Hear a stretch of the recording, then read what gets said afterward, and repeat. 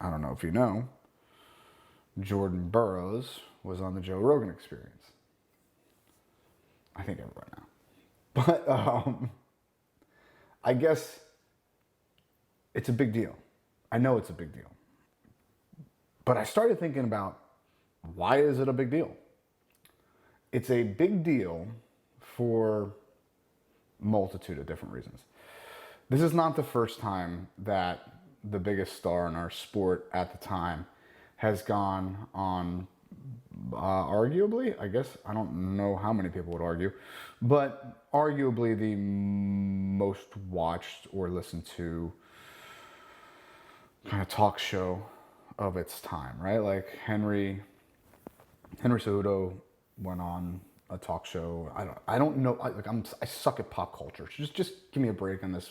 But it was probably Leno or Letterman or one of the late night ones. So there's that, and I'm sure Rulon went on similar shows and stuff like that. So why is it such a big deal that JB's on Rogan? I was thinking about it. First of all, I'd love your insight. Second of all, I think it's a really, really, really big deal. And here's why. Think about those talk shows and what they were kind of equipped to do, right? Like all the way back from Johnny Carson, those late night talk shows were simply just give the general public an idea of what this person does. Okay, this person wrestles. That's it. Move along. You got 3, 5, 7 minutes at the absolute most. And then moving right along. Joe Rogan does 3-hour podcasts, dude. You can kind of dig in. You can scratch the surface. You can dig in a little bit when it comes to really understanding what this person does. Not just wrestle. What goes into that? That's understanding what goes into our sport. And now we're talking about wrestling specifically. What goes into the success of our sport is far more interesting than the actual product. Okay?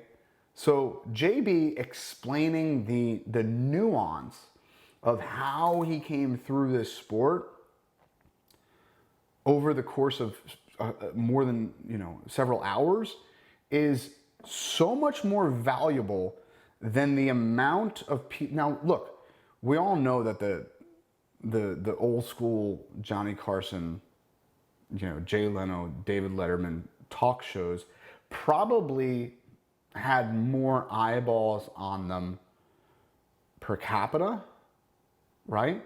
Because they didn't have a choice, for lack of a better term, I guess.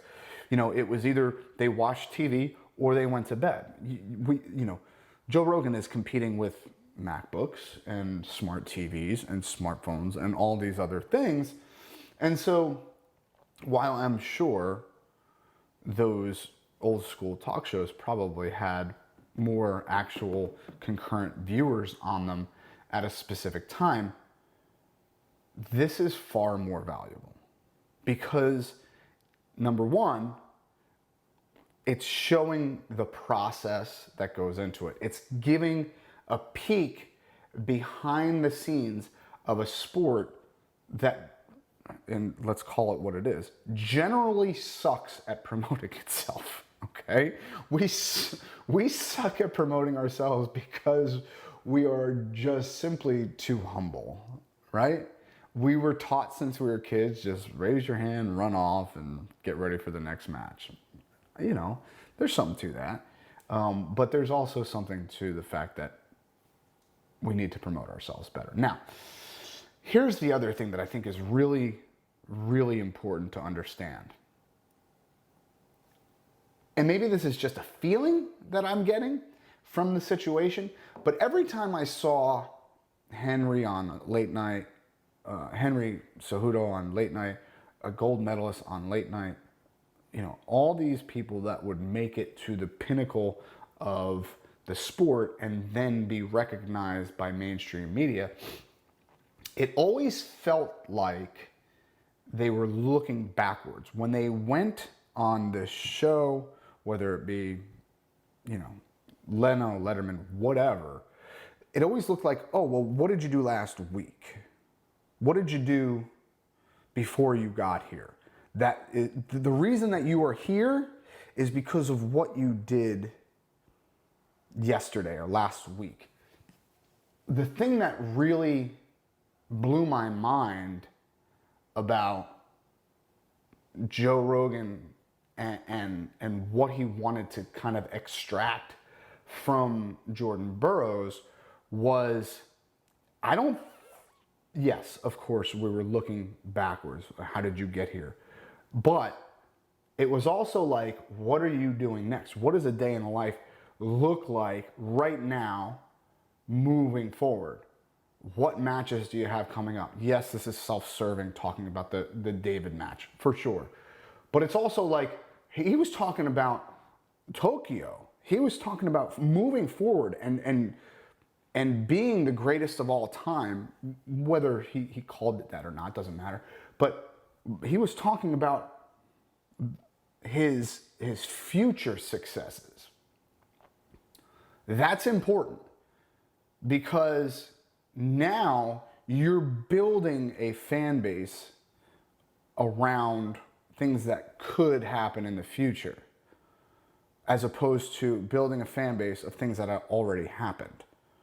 So maybe, and again, maybe I'm just, wishing on a star here. Maybe someone watched Joe Rogan and saw Jordan Burroughs on there and is going to watch him at the trials, is going to root for him in the Olympics, is now going to be invested in wrestling.